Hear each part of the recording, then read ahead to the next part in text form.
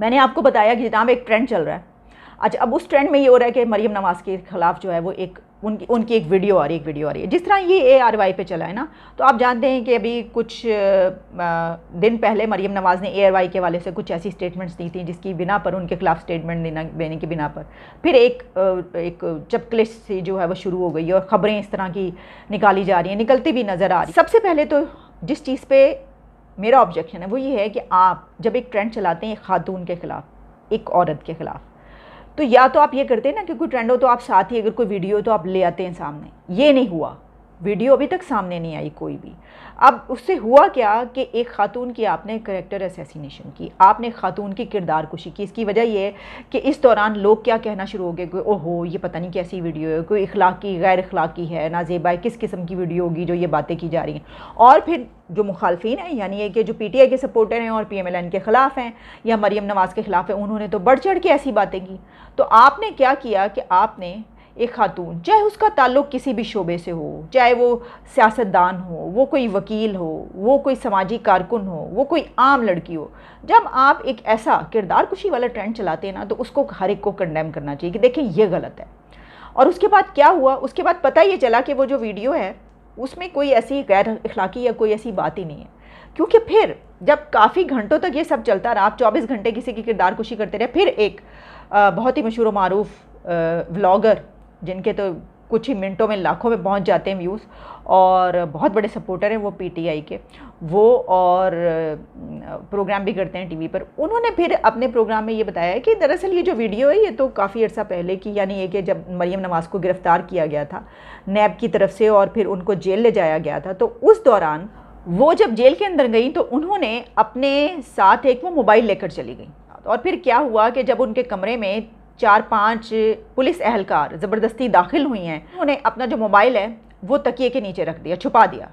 اور تکیے پہ بیٹھ گئیں تاکہ وہ موبائل جو ہے وہ کسی کو نہ ملے, کسی کو نظر نہ آئے کہ ان کے پاس موبائل ہے. اور پھر انہوں نے جس طریقے سے ان خواتین اہلکاروں کے ساتھ گفتگو کی, ان کو ڈانٹا, ان کو برا بھلا کہا, وہ بھی سارا کچھ ہم نے دیکھا. یعنی یہ کہ وہ یہ کہہ رہے تھے کہ وہ ویڈیو جو ہے وہ تو اس میں یہ سب کچھ ہے.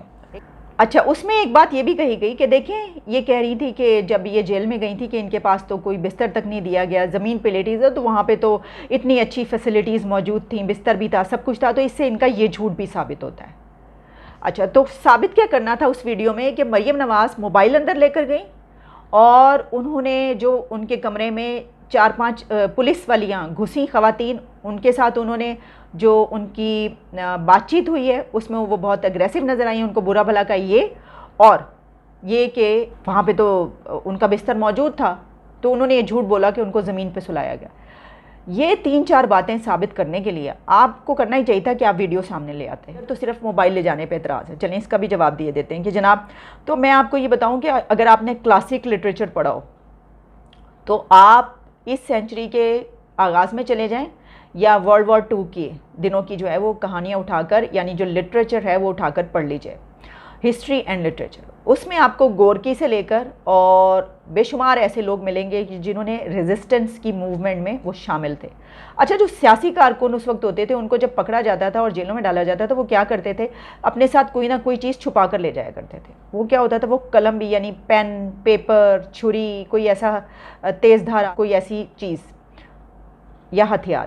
اس کی وجہ کیا ہوتی تھی کہ وہ ان کو یہ پتہ ہوتا تھا کہ اندر انہوں نے جب جانا ہے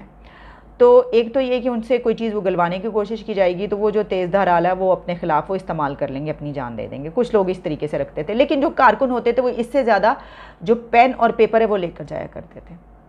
اور وہ اس لیے جاتے تھے کہ وہ اپنا پیغام باہر تک پہنچا سکیں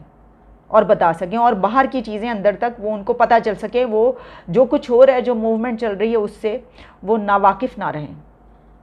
ٹھیک ہے, اس وجہ سے وہ لے کر جاتے تھے. تو یہ تو نئی بات نہیں. اچھا پاکستان میں جو اگر آپ یہ کہیں کہ وہ کون سی ریزسٹنس کی موومنٹ اس وقت چل رہی ہے, پاکستان کی سیاسی پارٹیوں کے ساتھ تو ایسا بہت کچھ ہوتا رہا, ریزسٹنس کی موومنٹ بھی چلتی رہی ہیں. جو سیاستدان اور صحافی ہیں ان کو سڑکوں پہ کھڑا کر کر کے کوڑے مارے جاتے رہے ہیں, اور وہ اسی طریقے سے کرتے رہے ہیں کہ وہ اندر جاتے تھے تو وہ پیغامات لکھ کر باہر بھیجتے تھے, یا ان کو پیغام کسی نہ کسی کے ذریعے سے پہنچایا جاتا رہا. یہ سب کچھ چلتا رہا, پاکستان میں بھی ہوتا رہا, بہت ساری ایسی تحریکیں چلتی رہی ہیں, پالیٹکس میں بھی, سیاست میں بھی. تو جو پین کی جگہ موبائل چھپا کر لے کر جانا ہے وہ بھی یہی ہے کہ میسج, یعنی آپ کا رابطہ رہے, وہ ٹھیک ہے، اگر تو اس کے قانون کے تحت انہوں نے غلط کیا تو ان کے خلاف کارروائی آپ کر سکتے ہیں، یا جو بھی ہونی ہوگی وہ ہو جائے گی، یا اگر ہو سکتی ہوتی تو ہو گئی ہوتی. لیکن آپ اس کو ایک ٹرینڈ کے طور پر اس طریقے سے بنا کر پیش کر رہے ہیں، اور اس میں مطلب وہ کہتے ہیں نا کہ کھودا پہاڑ اور نکلا چوہا، کہ سب تو بڑا ہی ویٹ کر رہے تھے کہ پتہ نہیں کون سی ویڈیو آئے گی اور اس کے اندر کیا ہوگا، لیکن پتہ یہ چلا کہ یہ ویڈیو یہ ہے کہ وہ موبائل اندر لے کر گئی ہیں. اب تیسری خبر کہ جنرل فیض حمید کو پرائم منسٹر شہباز شریف نے آرمی چیف بنانے کی آفر کی. اور کہاں پر کی؟ جو نیشنل سیکیورٹی کمیٹی کی میٹنگ تھی 2 دن پہلے، اس کے بعد prime minister, army chief general Bajwa اور سابق D G I S I corps commander Peshawar general Faiz Hameed بیٹھے، اور ان تینوں نے یہ جو میٹنگ کی، اس دوران پرائم منسٹر نے ان کو یہ آفر کی کہ ہم آپ کو آرمی چیف بنا دیتے ہیں. یہ خبر جو ہے یہ گردش کرنا شروع ہو گئی. اچھا، یہ بھی کسی ایسے ہی صحافی جنہوں نے لکھا ہوا ہے کہ جی وہ جرنلسٹ ہیں، کچھ اس طریقے سے انہوں نے یہ والی بات نکالی گئی ہے، اور پھر اس کے اوپر لاکھوں میں ویوز جانے والوں نے، ایسے لوگ بھی ہیں جنہوں نے اس کے اوپر ولاگ کر دیا کہ یہ تو یہ ہوا. اب دیکھیں یہ بات کس حد تک درست ہو سکتی ہے نہیں ہو سکتی. اگر ہم اپنے ویسے ہی جو ہماری سینس کہتی ہے اس پہ اگر ہم بات کر لیں تو ایک تو یہ بات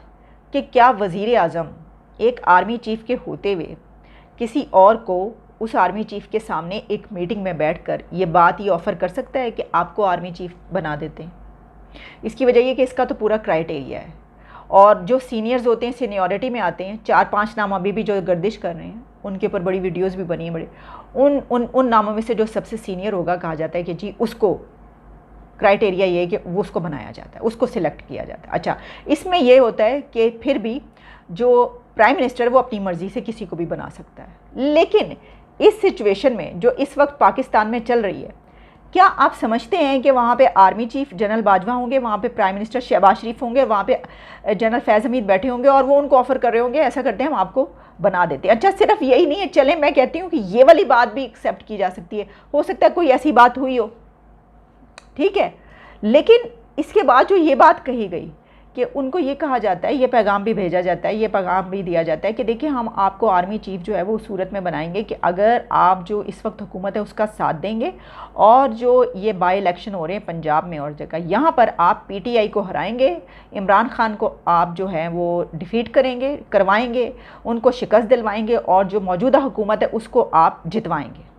اور موجودہ حکومت کا ساتھ دیں گے، تو پھر ہم ایسا کریں گے کہ ہم آپ کو اگلا آرمی چیف بنا دیں گے. اور اس کے بعد پھر ان کو جواب بھی پتہ چل گیا بتانے والے، انہوں نے کہا جناب انہوں نے جواب یہ دیا کہ نہیں وہ ایسا نہیں کر سکتے، وہ عمران خان کے خلاف جو ہے وہ یہ نہیں کر سکتے کہ وہ کیوں کسی کا ساتھ دیں اور کسی ایک پارٹی کے ساتھ، یعنی کہ وہ حکومت کا ساتھ نہیں دیں گے اور نہ ہی وہ عمران خان کی مخالفت کریں گے. تو یہ جو ہے یہ وہ انہوں نے نہیں مانا اور انہوں نے ٹھوکر مار دی، انہوں نے کہا میں آرمی چیف نہیں بنتا. دس از انبلیویبل.